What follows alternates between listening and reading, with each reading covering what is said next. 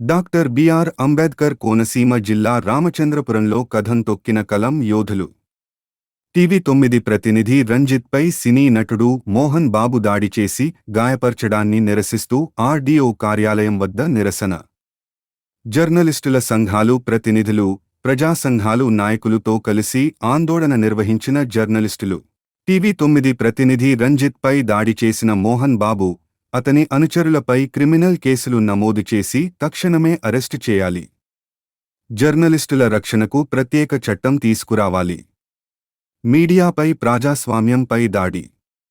మోహన్ బాబుకు ఇచ్చిన డాక్టరేట్ను రద్దు చేయాలి.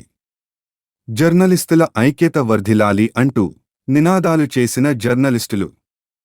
అనంతరం రామచంద్రపురం ఆర్డీఓ అఖిలకు డిమాండ్లతో కూడిన వినతిపత్రం అందజేశారు.